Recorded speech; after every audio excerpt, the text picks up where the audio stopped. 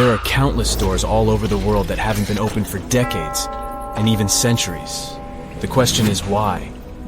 It seems that nowadays you can open any door you want. The truth is that some doors were sealed for a grave reason.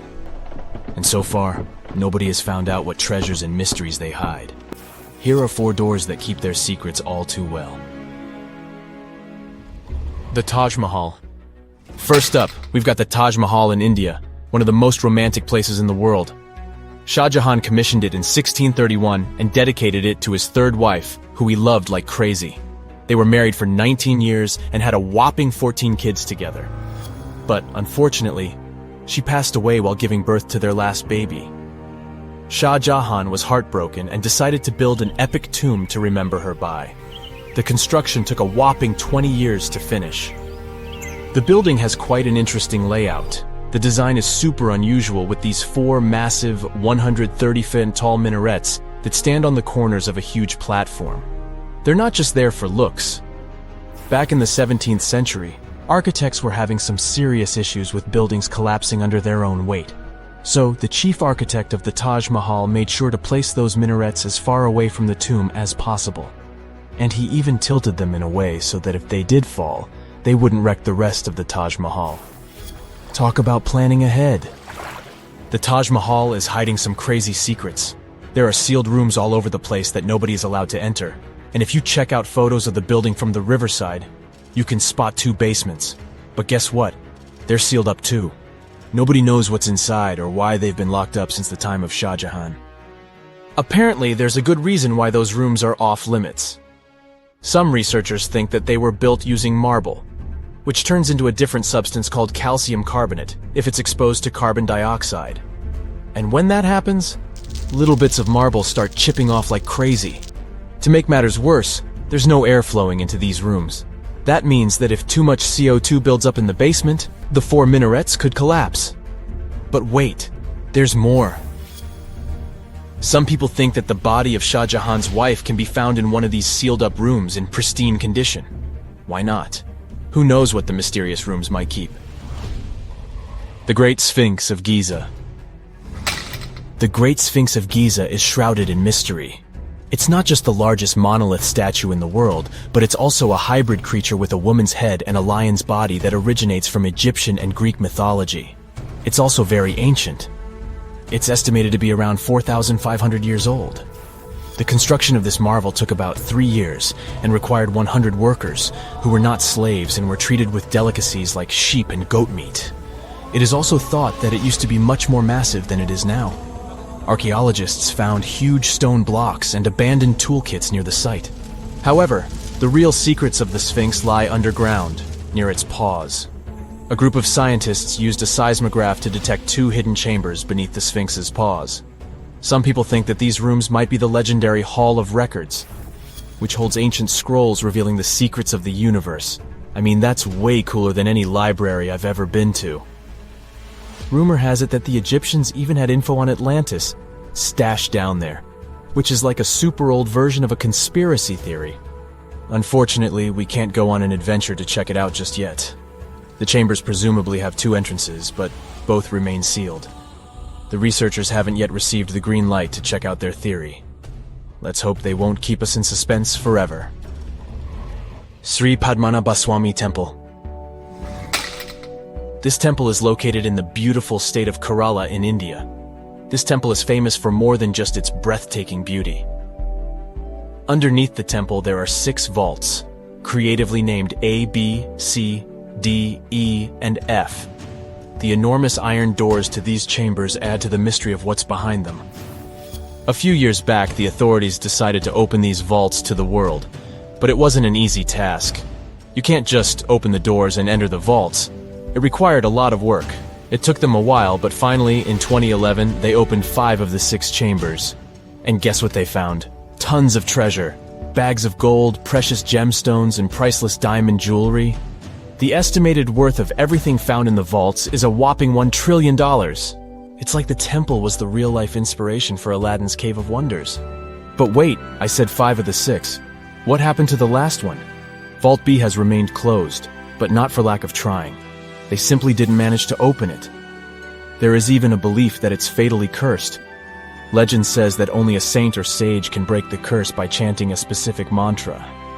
But no one has been able to do this yet, presumably because we don't have saints or sages at our disposal. There is also rumor that in the 30s some temple invaders tried to enter Vault B to do some good old looting, but they never reached their target. Apparently terrible snakes materialized out of nowhere and chased the gang away. But of course, this is just an urban legend, and there is not proof of that. However, it is said that the Auditor General dealing with the temple claimed that Vault B had been opened at least 7 times since 1990, and nothing bad happened to anyone who entered. Who knows? Maybe we should send Indiana Jones to check it out. The First Emperor's Tomb. Deep under a hill, completely undisturbed and surrounded by dangerous traps, lies an ancient 2,000-year-old tomb. It belongs to Qin Shi Huang, the first emperor of China. He was born in the Qin state and became king when he was just a boy. But when he grew up and gained full power, he united the warring states ancient China was divided into by conquering them. After that, he created the Qin dynasty. When he died in 210 BCE, they buried him deep underground in a massive tomb. And when I say massive, I mean massive! Back in 1974, some farmers in Xi'an, China, stumbled upon something strange while digging a well, a huge terracotta soldier. This discovery led to an extensive archaeological dig that has continued for over 40 years, revealing a collection of thousands of clay soldiers. The unique thing about these soldiers is that each one has its own unique features, from hairstyles to facial expressions. It's believed that there could be up to 8,000 of these soldiers, but only 2,000 have been found so far. Interestingly, the central tomb, which is believed to be the resting place of the emperor, is still untouched. In ancient records, there are references to a vast underground city that the emperor built, complete with scenic towers, palaces, and whatnot. Sima Qian, a Han Dynasty historian, wrote that the tomb was adorned with treasures and had space for hundreds of officials, but the lack of technology to properly examine the site is what's holding things up. Qin Shi Huang was surrounded by liquid mercury in his tomb, with 2 of the streams representing the major rivers of China, Yellow River and Yangtze. The ancient Chinese believed that mercury could provide immortality, but it could have also caused the emperor's death since he regularly took mercury pills to prolong his life. The dangerous levels of mercury contamination in the soil near the tomb are the main reason why scientists are reluctant to explore it. It could be very dangerous both for people and for the environment. Now, if I had to choose which door to open, I'd probably go for the one that doesn't lead to a tomb surrounded by poisonous mercury. Call me crazy, but I'd like to avoid any potential health hazards. One of the most unexplored and mysterious places on Earth is located in plain sight. It's one of the most majestic monuments of humankind. The wonder of the ancient world hides a secret that scientists and archaeologists still can't solve. This is the Great Sphinx of Giza in Egypt. The huge sculpture of a lion with a human head was carved out of rock about 4,500 years ago.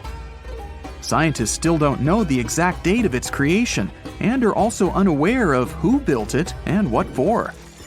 There are many assumptions and theories, but none of them has been confirmed. Most people have seen this majestic sculpture either in photographs or in reality, but almost no one knows what's hidden underneath it. The statue of the Sphinx was carved from a single piece of limestone. It was painted. The remains of color pigment on the surface prove this. In the distant past, the Sphinx looked much brighter and more colorful than what we see now. But even after thousands of years, its greatness hasn't diminished. And by the way, Sphinx is not the real name. It was invented by the Greeks about 100 years or more after its creation. Initially, the Egyptians called the statue Hor-em-Akhet. There are many legends and theories saying the Sphinx is there for a reason. It's like a watchdog that guards the tomb of the pharaoh and the secrets of ancient Egypt. These legends become more plausible when archaeologists discovered hidden entrances at the feet of the Sphinx. They believe that these secret passages are the beginning of the tunnels leading to the halls with treasures. You can find a lot of stories on the internet that claim the Sphinx hides the Hall of Records, a repository filled with ancient and secret knowledge. One of the main artifacts of this repository is supposed to be the records of the ancient mythical state of Atlantis. According to legends, the entire library from this city was moved under the Sphinx. The entrance to this library must be located next to the Sphinx's right paw. Many archaeologists tried to find this entrance, but came away empty-handed. Also, there are many images with detailed diagrams of the underground city that consists of a network of tunnels and chambers under the Sphinx. Someone says there are structures as tall as 12-story buildings hiding underground, but there's no evidence of this. Archaeologists, even after millennia, continue to explore the mysterious sculpture. At the same time, many Egyptians don't want to learn more about the Sphinx. They're terrified of awakening something supernatural. In 1998, scientists discovered tunnels leading to empty caves under the Sphinx. They found evidence of earlier excavations there. It's quite possible that someone managed to find the treasures and take them away. Some people believe Egyptians found some kind of artifact under the Sphinx that has the power of unknown advanced technologies. The artifact is so powerful that it can change the course of history. Of course, most theories are just fairy tales of conspiracy fans, but it's a confirmed fact that the Sphinx hides a system of caves and rooms. There are so many rumors surrounding the Sphinx that it's impossible to understand what's true and what's false.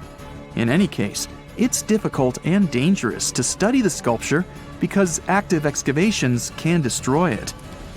And then the entrance to the underground rooms can get blocked by rocks and lost forever. Also, further exploration requires a lot of money, and financing is not always easy to find. But the main reason? It's too risky.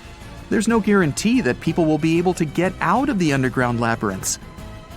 For these reasons, scientists and archaeologists have been exploring this majestic structure for so long. Another famous architectural monument with a secret is Mount Rushmore in South Dakota. Everyone admires the images of the US presidents' faces carved into the rock, but few people know that there's a secret room hidden behind the head of Abraham Lincoln.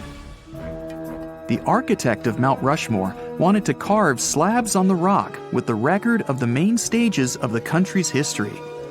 But his plan was too complicated to carry out. Then he was offered to implement it on a much smaller scale, to build a secret room inside the mountain. The idea was to save this knowledge so that future generations will always remember the history of their country.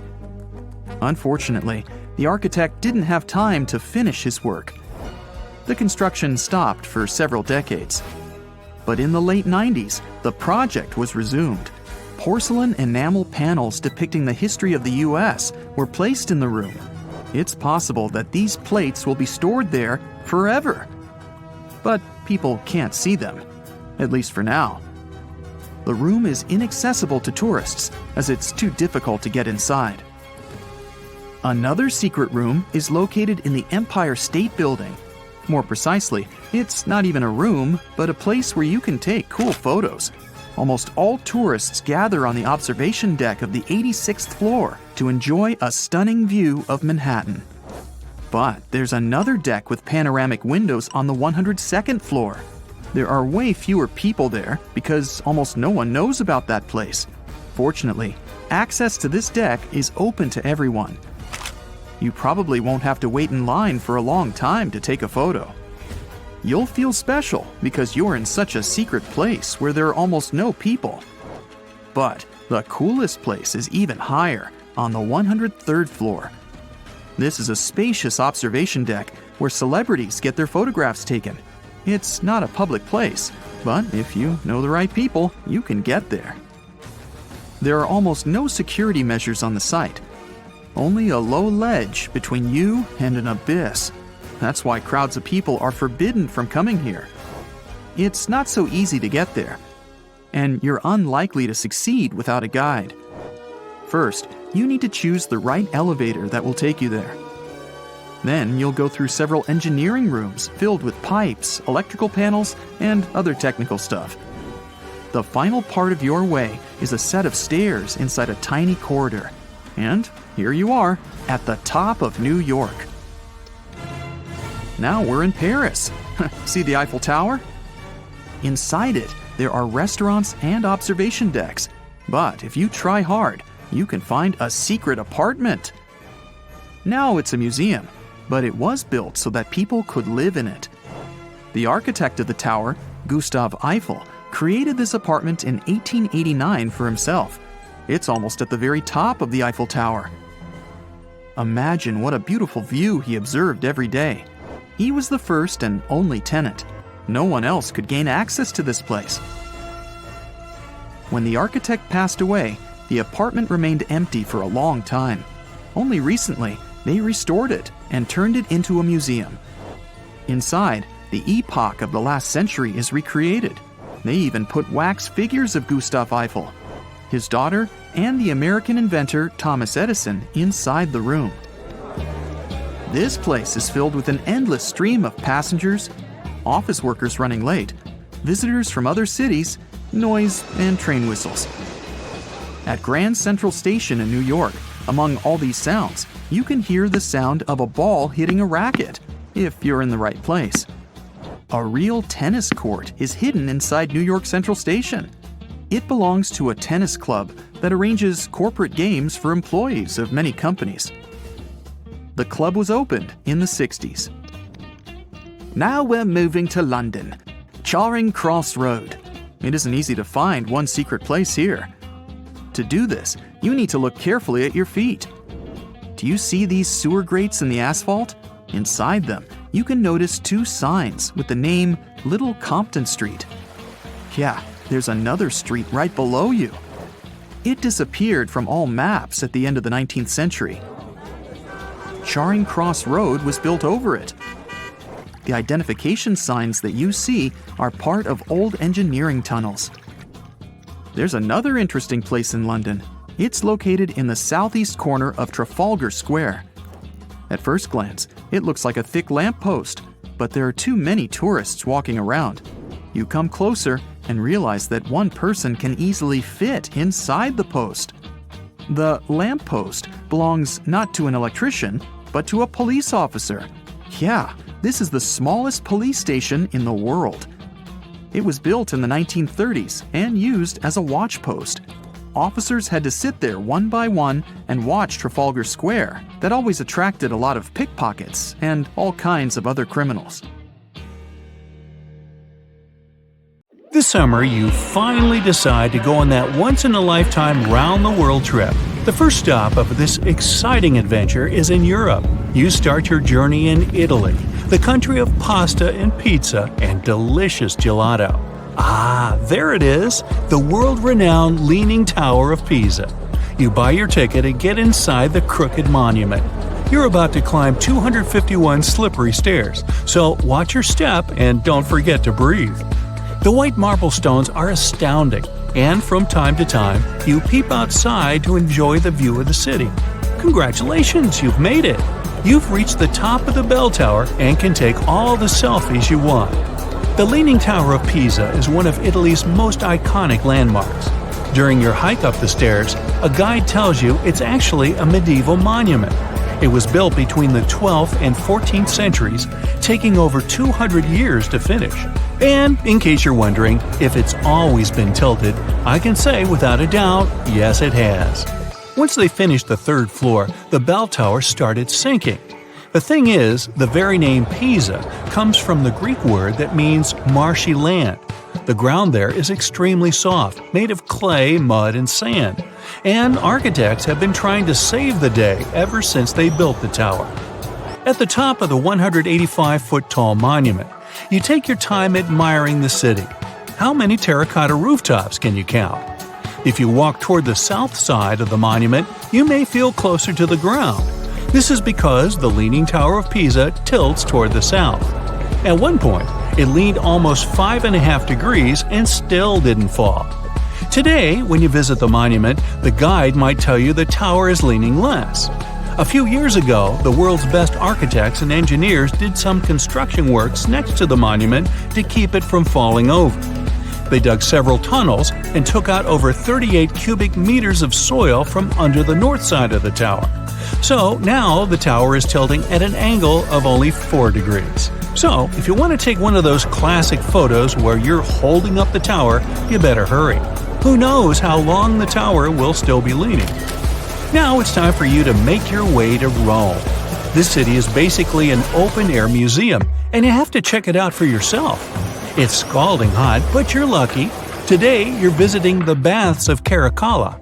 Are you ready for an authentic ancient Roman experience? You enter through what once was a locker room. You'll have to use your imagination. Today, you'll only see 130-foot-tall brick walls here. Romans of every class would spend an hour or two in the baths every day. They would come after a long day at work or before dinner. Imperial bath complexes, such as this one, were usually free, but you had to pay an admission fee. Leaving the locker room, visitors would stop in a heated room where they would receive oil and scrub massage. Then, some people would move on to one of 2 exercise yards. Can you see how ample they were? Here, there were elaborate marble porticos, and you can still see a few fragments of the mosaic-colored floor. If you were in the mood for something more intellectual, you could stop to listen to a philosopher or visit one of the libraries. Now we've arrived at the most impressive room, a caldarium. It was a circular hot steamed room measuring 115 feet in diameter. It had not 1 or 2, but 7 heated pools inside. Above your head, you'd have seen a magnificent dome supported by large granite columns. The entire structure was richly decorated with multicolored glass mosaics and the finest white marble. The complex also housed an indoor Olympic-sized pool with waist-deep water. Today, you can only admire a few reddish walls made of brick and concrete. Emperor Caracalla, like many other Roman emperors, built a mega-complex, and it sure made people happy. After a long international flight, you arrive in Egypt. Get ready for some camel rides and juicy dried fruits.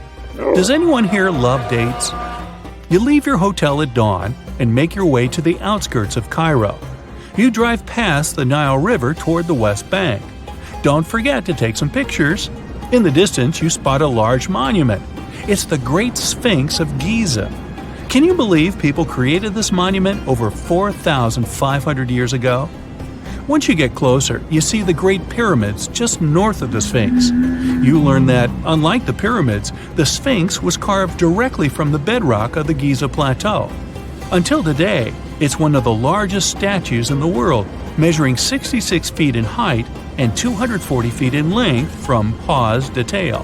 The face of the Sphinx looks a tad beaten today, but according to archaeologists, it wasn't always like that.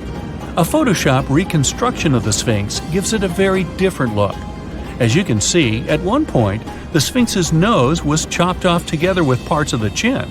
Scientists believe that the statue is a representation of the great pharaoh Khafra. This is why its face resembles a human so much. Just below the eyes, a dark carved line was added to represent the charcoal eyeliner ancient Egyptians used to wear. Fun fact, this wasn't only a beauty habit. It protected their eyes from ultraviolet rays. In a desert region that gets so much sunlight, this might come in handy. Until today, researchers debate whether or not the Sphinx had a beard. Many believe that if it was meant to depict a pharaoh, it most likely had a braided beard that got destroyed by erosion or humans. Even today, you can still see the remains of a regal headdress on the head of the Sphinx. These head ornaments were associated with power and royalty. Now imagine that the stripes are blue and gold. This is probably what it looked like when the monument was first constructed. There's no evidence of how long it took to build the Sphinx, but it was likely very long, as the carved details are pretty impressive. If you're lucky, your guide might take you to one of the secret chambers inside the statue. If they're real and not just a myth, I mean. The crystalline waters of Greece. Whether you arrive by boat or plane, you're in for a real treat. This is the focal point of archaeological sites. You arrive at Mandrake Marina in port, but wait a minute, you don't see any monuments around. The Colossus of Rhodes is nowhere to be found at first glance. That's because it was destroyed long ago. Before tumbling down during a mighty earthquake, the great statue was considered one of the 7 wonders of the ancient world. If you saw the Colossus in a picture, you would probably mistake it for Lady Liberty. Well, that's actually not a coincidence. Apparently, there's a connection between the Statue of Rhodes and the Statue of Liberty. They were both built as symbols of freedom, and Lady Liberty is often referred to as the modern Colossus. The Colossus stood at 100 feet tall, but today all you see is a concrete jetty with a huge gap in the middle. Now, imagine a bronze statue straddling both ends of the bridge. The Colossus was built back in the 3rd century BCE, and 900 camels took part in the construction. The statue existed for approximately 54 years before it was ruined by a powerful earthquake. It hit the city so hard that all that was left of the statue was one very large foot. Even so, people kept visiting the monument. Are you ready to head home? Thanks for joining me on this journey, and don't forget to tell me what your favorite site was. See you next time! You find yourself at a food fair in Iceland when you see it for the first time. Volcano bread. You eat a slice and oddly enough, it actually tastes good. Unsure of how this works, you check out the baking process. Is this kitchen really strange looking, or is it just me? The baking spot is in nature, specifically in a hot springs field. You better watch your steps so you don't get burned by the hot vapor jolting from the ground.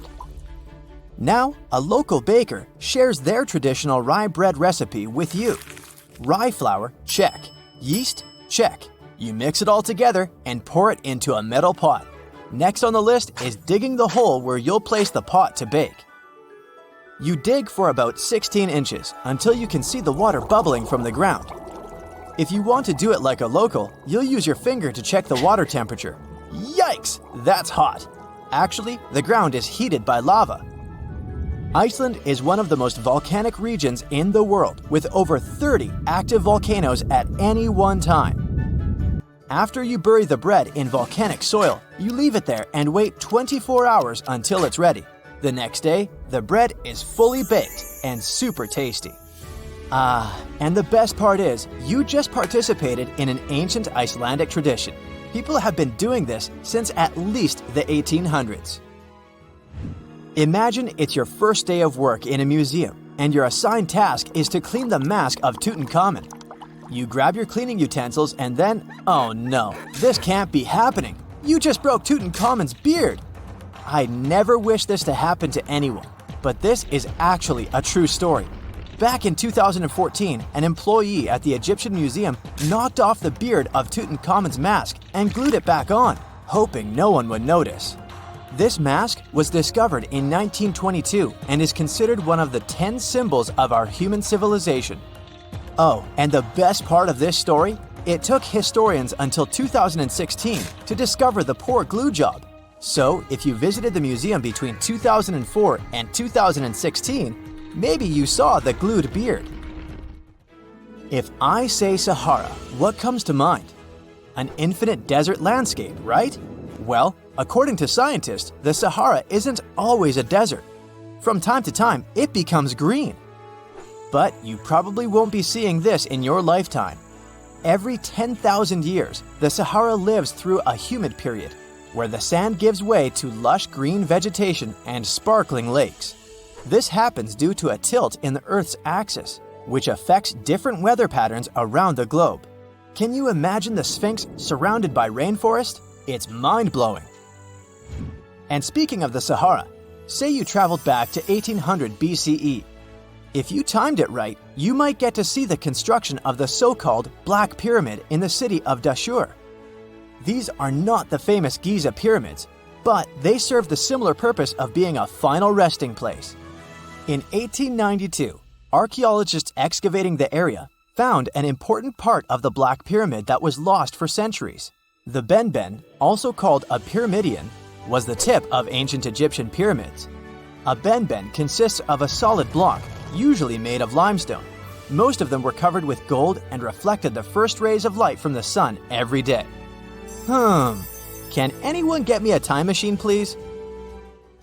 Remember when you ate something really spicy, your cheeks turned red? Apparently, that can happen to birds too. For example, canaries can change colors after eating peppers. These birds have a special pigment that allows them to switch shades depending on their diet. So, if a yellow canary eats red peppers, it can turn orange or red. Can rocks move on the ground on their own? Well, you might be under that impression if you visit Racetrack Playa in California. The site is a dry lake bed and home to one of the world's strangest phenomena, the so-called sailing stones. Think 100-pound rocks moving around alone, leaving behind trails as long as 1,500 feet. They were discovered in the 1900s, and until recently, no one was lucky enough to be on the site while they were moving. It was only in 2014, after much observation and research, that scientists solved this mystery. The sailing stones appeared because of the perfect balance between wind, ice, and water. When it rains, the water that falls on the ground freezes and forms a coat of ice above the ground. If it's windy, the rocks are easily pushed around, sailing along the lake bed. But hey, if you ever visit Racetrack Playa, don't disturb the rocks. On the western coast of France, you'll find the vacation hotspot known as the island of Ré. It attracts tourists looking for scenic landscapes and beautiful beaches, but that's not all it's famous for. There, an extraordinary phenomenon occurs when two different wave patterns collide with each other, something called a cross sea. It's almost as if the sea were a checkerboard divided into hundreds of squares. And no, it's not an optical illusion. A cross sea only happens in places where different quality waters meet. For a tourist to see the cross sea in Ré, this probably means that there was a storm in a different sea nearby. This stormy water travels with the help of currents and meets the water of Ré, creating these oddly shaped riptides. Oh, and apart from this island and Israel, there's nowhere else in the world where you could see such a thing. The following sight will either give you goosebumps or make you marvel at its weirdness. I'd say it depends on the time of day you visit. Next to the small town of Gryfina in Poland, you'll find a very unusual sight, a pine tree forest where each tree is bent at its base. If you visit during the daytime, I guess you'll be fascinated by these trees' sharp 90-degree curves. You can even use their trunks as a stool if you decide to have a picnic, for example. But visiting the site at night will most likely give you chills. A thin layer of fog hovers around, making the forest seem quite unwelcoming. Scientists still can't explain why the trees are the way they are. So, are you a daytime or nighttime visitor? You went for a hike and suddenly encountered a big cloud of fog. This may ruin your photo ops, but there's one thing you can hope for. Foggy days are the perfect conditions for a phenomenon called fog bow, otherwise known as a white rainbow. This happens because of numerous tiny water droplets that cause fog, smaller than 0.002 inches. So, instead of the multicolored bow, you get a transparent one, with red outer edges and a bluish inner edge. Now, say you're roaming in a little town in Europe, appreciating the century-old buildings and good summer weather. You feel hungry and decide to type into your Google Maps the name of that restaurant your friend recommended. It's only 10 minutes away by foot. You follow the blue dot on your GPS and arrive at your destination, quick and easy. We all love this free piece of technology, don't we? But what if I told you that the US spends over $2 million daily to maintain the satellites to make it work? Yep, that's the price. And to implement it, they spent over $12 billion US. Have you ever heard of something called a natural snowball? This could be proof that nature is really perfect. In 2016, the beaches of the Gulf of Ob in northwest Siberia were filled with rows of giant snowballs. Think balls measuring up to 3 feet across. This rare, yet beautiful natural phenomenon happens when small pieces of ice are rolled by strong winds and water. The further they roll, the more ice they gather, and the more that ice is polished. They end up as giant, perfectly shaped snowballs. They look pretty amazing on their own, but it's quite a sight when hundreds of them are together. Whenever you hear about ancient ruins, you almost never picture them being suspended somewhere, or just randomly hanging on the branch of a tree, right? In fact, for most of the ancient artifacts we have exposed in museums all over the world, archaeologists did quite an impressive amount of digging. You see, buildings have this funny way of fading away over time if not properly taken care of.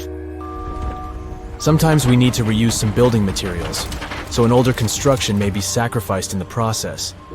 Other times, houses are abandoned, and once they are exposed to the elements on the surface, like rain or sunlight, they don't really stand a chance. Some just simply crumble away due to good old erosion.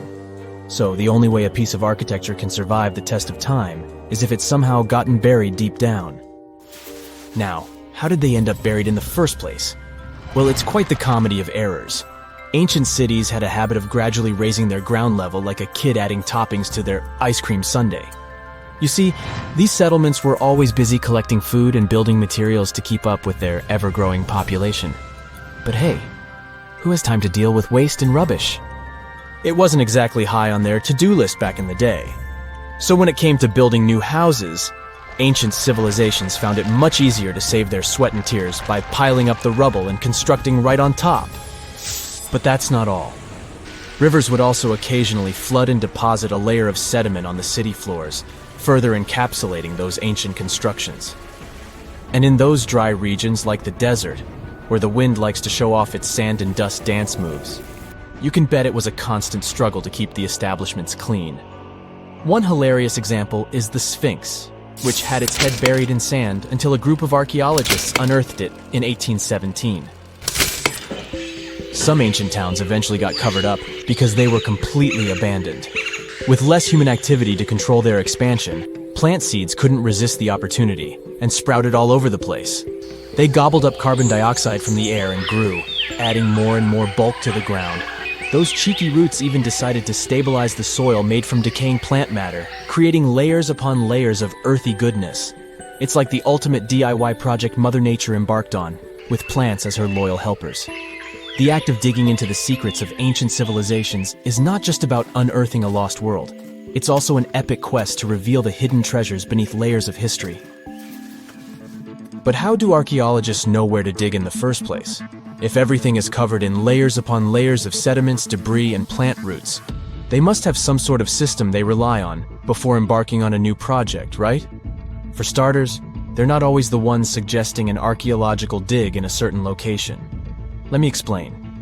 Let's say you're a contractor and you want to build a new fancy apartment complex in your city. Some local legislations have certain requirements before your project can start, though. For instance, before anyone starts building on a piece of land, they might need to bring in specialists to check the soil. These clever folks can be archaeologists, geologists, or paleontologists, and they need to keep an eye on things during development. If any artifacts or ecofacts, fancy word for organic remnants, are discovered, these experts swoop in to excavate and study them. But what about sites that have nothing to do with bulldozers and yellow hats? Archaeologists have more than one trick up their sleeves when it comes to locating ancient hotspots. They dive deep into historic records with a healthy dose of detective work. By sniffing out old documents and maps, they can piece together the puzzle of human activity in a specific area. If a site has been visited before, it's even better. Finding records of past excavations or historical accounts can give archaeologists lots of information on where to continue their treasure hunt. Before archaeologists start swinging their shovels, they engage in a bit of a visual scan mission. Armed with a grid system, they'll stroll around the site, keeping their eyes peeled for any artifacts that might be hiding just beneath the Earth's upper layer. From groundstone tools to historic glass and even ancient garbage dumps, yes, they're also valuable. These keen-eyed explorers can spot signs of human activity faster than most people. If they stumble upon midden soil, fancy term for a garbage dump, they know for sure that humans once called this place home. Archaeologists don't just rely on their trusty shovels, though. They have an arsenal of gadgets to aid in their search for hidden wonders. Geophysical tools are like their secret weapons. Take the resistivity meter, for example. This clever contraption measures the electrical component of the soil and any buried features or artifacts. A buried wall, for instance, will create a different resistivity reading than the surrounding soil. Magnetometers and ground-penetrating radar work in similar ways, showcasing potential hints of ancient treasures in the soil. And who could forget our trusty old friend, the GPS? It helps archaeologists map out precise locations, like a high-tech treasure map, leading them straight to their pot of gold. Care to virtually visit some of the most important archaeological sites in the world? Well, follow me. In the United Kingdom, for instance, you'll find this interesting place called Stonehenge. It's one of many henges scattered around, but this one really takes the cake. Picture this: massive ancient stones standing tall and proud, arranged in a funky outer ring and an inner horseshoe, with some smaller stones thrown in for good measure. And guess what? These amazing stones have been around for over 5,000 years. Talk about a serious case of rock-solid longevity. Now, here's where it gets interesting.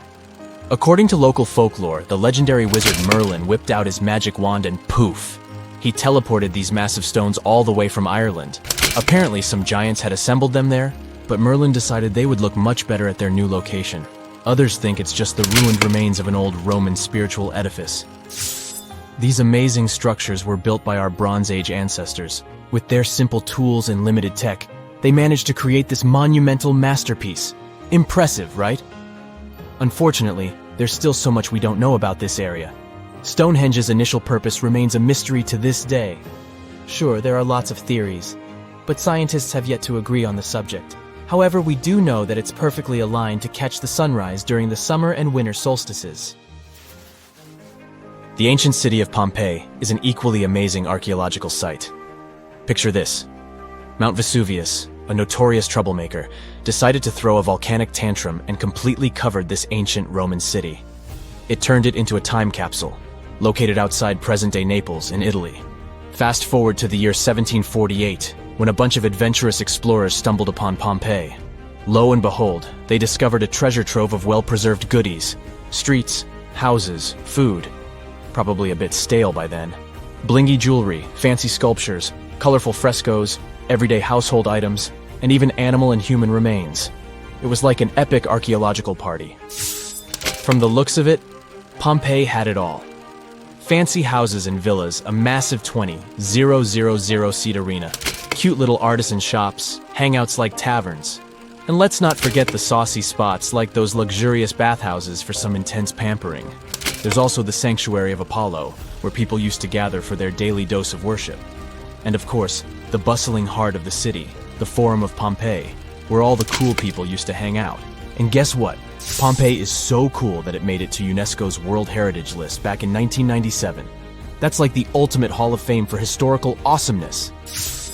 It also includes many other famous buildings and sites, like the Taj Mahal in India and the Acropolis of Athens in Greece.